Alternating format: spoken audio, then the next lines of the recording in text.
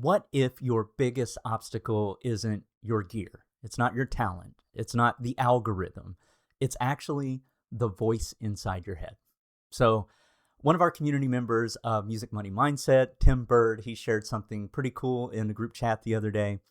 The word abracadabra. Now, I know we've all heard this word before, right? It's like, something a magician would say before he pulls a rabbit out of a hat.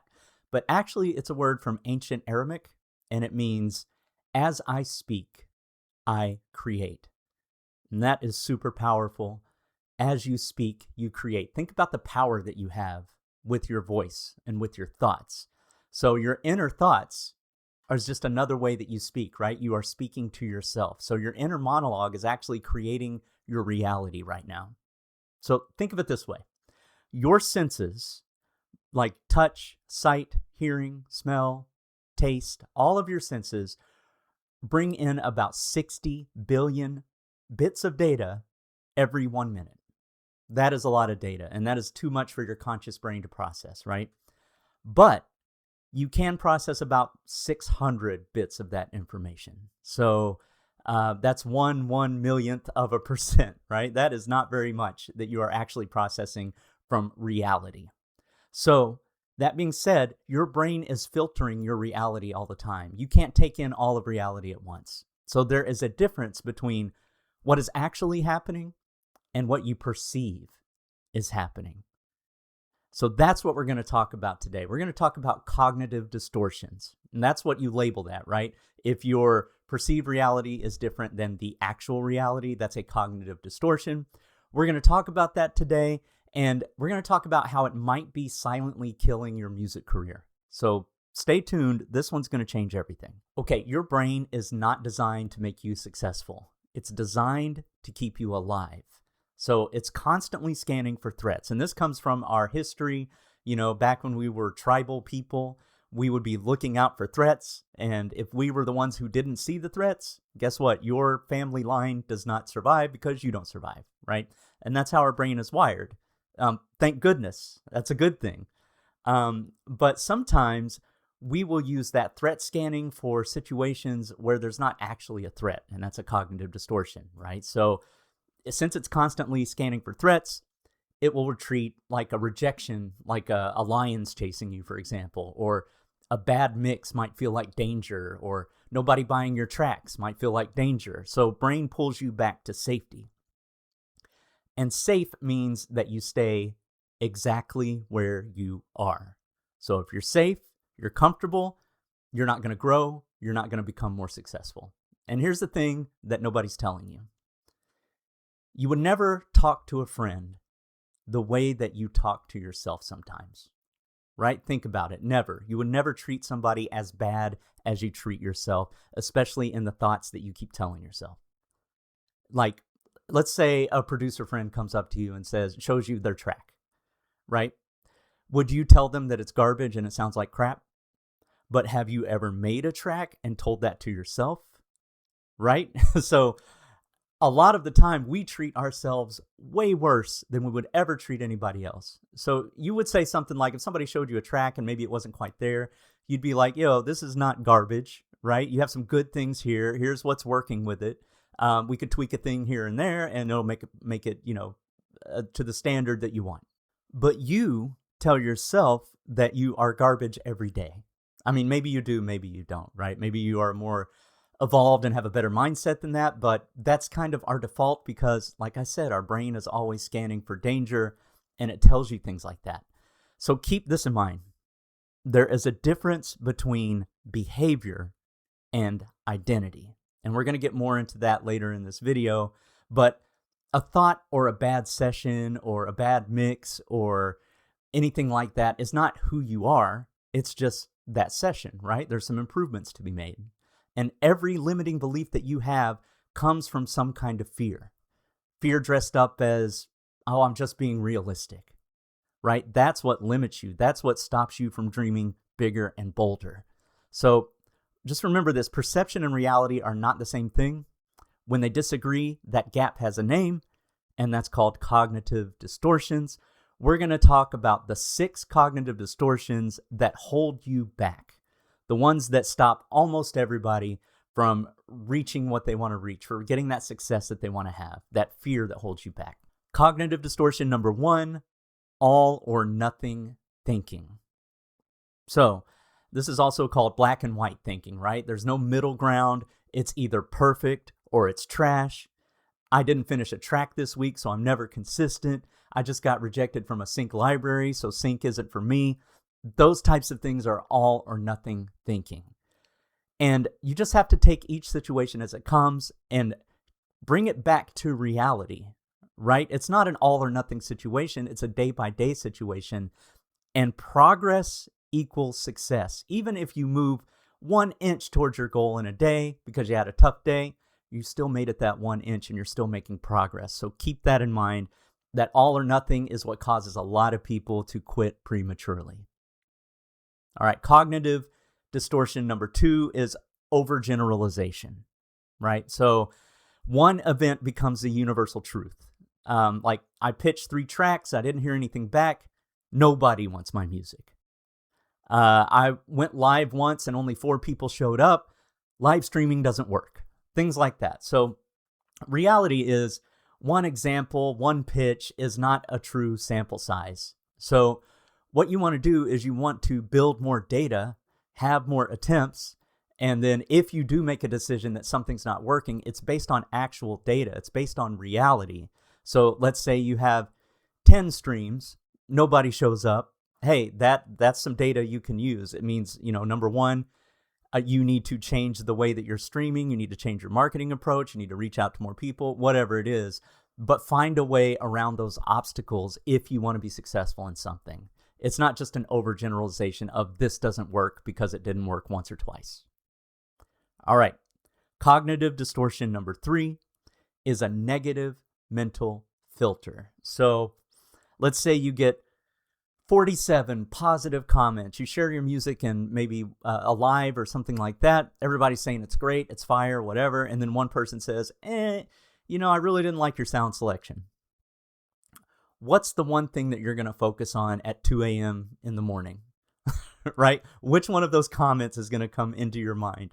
It's always the negative one. That's the negative mental filter. So let's say a sync supervisor sends you some feedback on a song and says, hey, I love the energy, but it needs a cleaner mix, right? You're going to focus on that cleaner mix. It's just a bias that we all have. All you heard was, I need a cleaner mix. Then that whole compliment of, I love the energy and you're on the right track, all of those types of things just seem to disappear.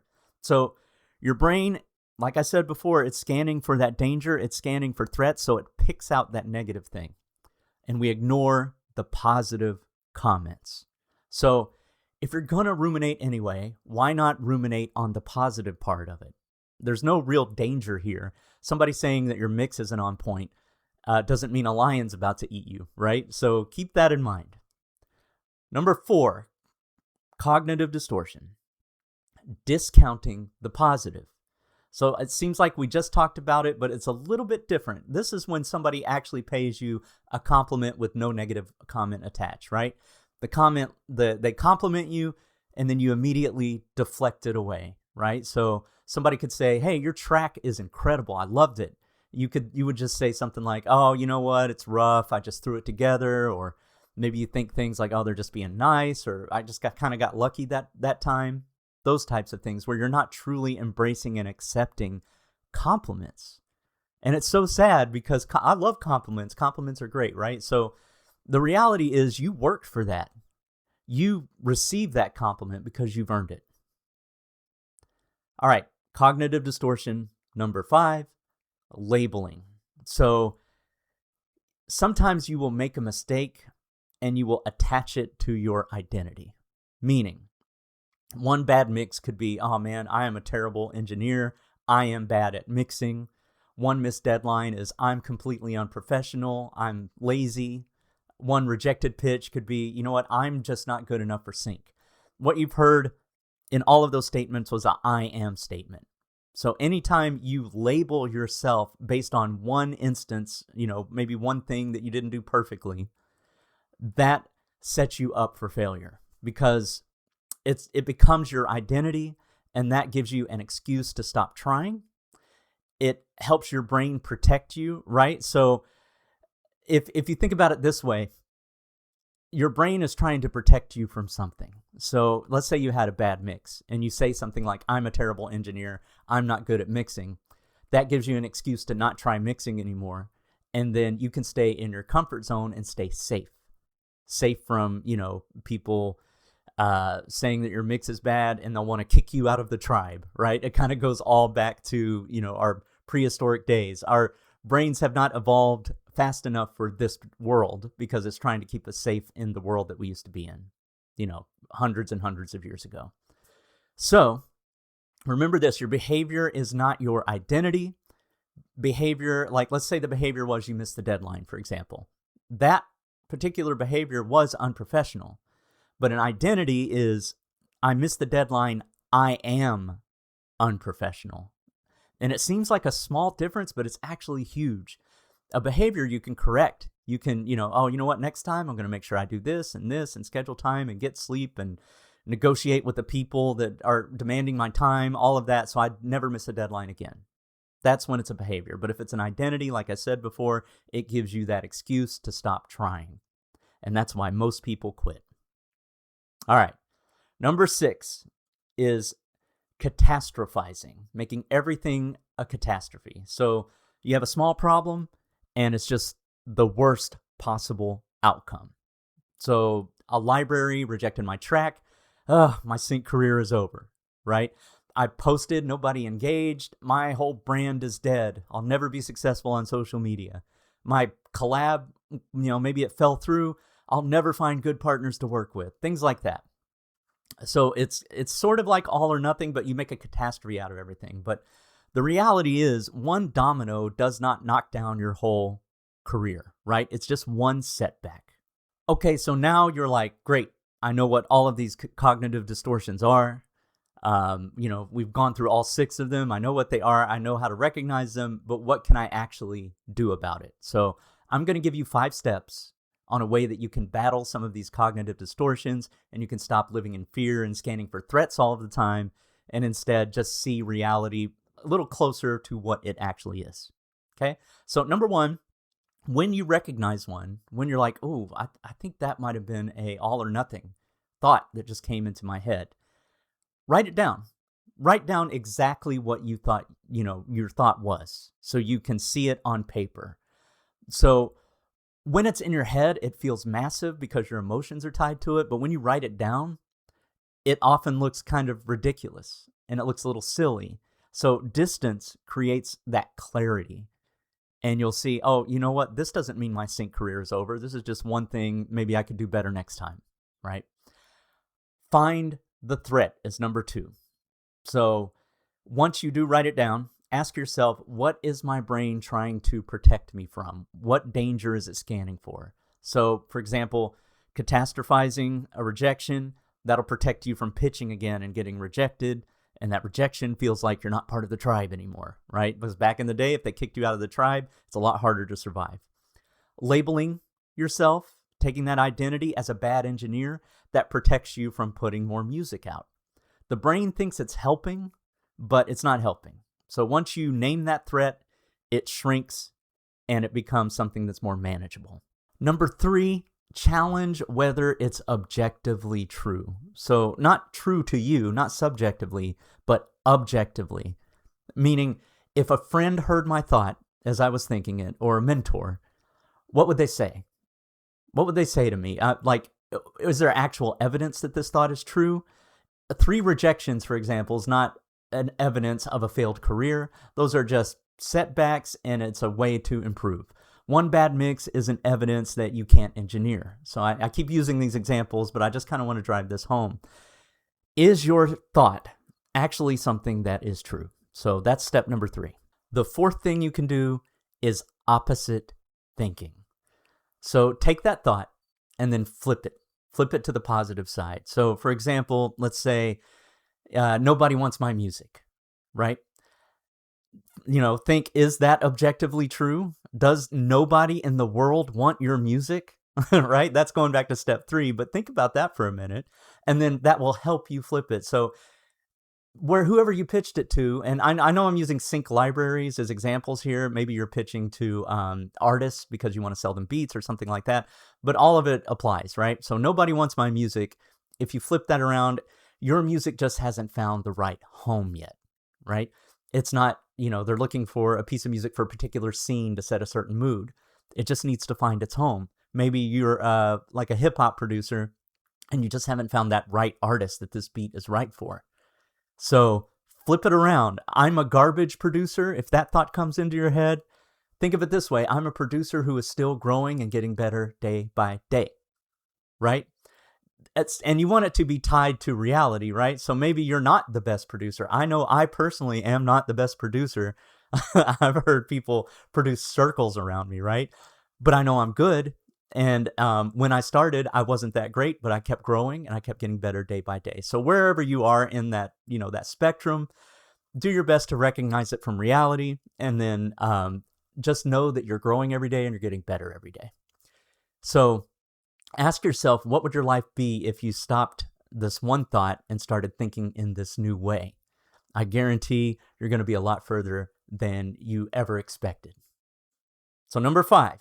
The 5th thing you can do is replace that thought deliberately. So you can never control your first thought. All of your first thoughts come from your subconscious, and your subconscious is based on your entire life full of experiences. What you were taught when you were a kid. Some of those things you adopted automatically because you didn't really have a choice, right? You're just trying to make it through the world, and your parents or the people that raised you, they're the ones that kind of gave you your values, your thoughts, and all of that, right? So you can't control your first thought. You can rewire your programming, but that's for another module. But you can always control your second thought, right? You can recognize that thought when it first comes and then just replace it deliberately.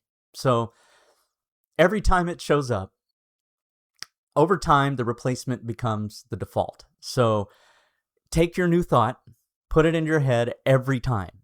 So when it comes in, oh man, I'm a garbage producer. Oh wait, I'm not going to think that anymore. I'm a producer who keeps growing, right? Oh, my sync career is over. Wait, let me change that thought.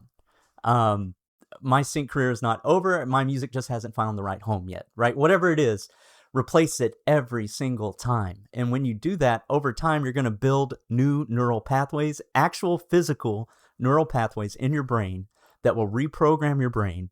And pretty soon, your new thoughts going to become the default. It just takes time, it takes practice, and it takes repetition. Your music career is not being held back by your talent. It's being held back by the stories that you keep telling yourself. Sync placements, the income, the full-time music life, it all starts right here. It starts in your mind. So that's exactly why I started a community called Music Money Mindset. It's a free community. Feel free to join. There's a link in the description, and it's for music creators who are serious about making money from their music.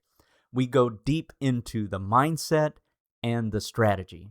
So we have live working sessions where we meet every couple of weeks. And if you have a part in your music career where you just feel stuck, you feel like you have an obstacle that you can't overcome, bring it to the group. We can talk about it, and then maybe we can give you some advice on how to overcome that obstacle.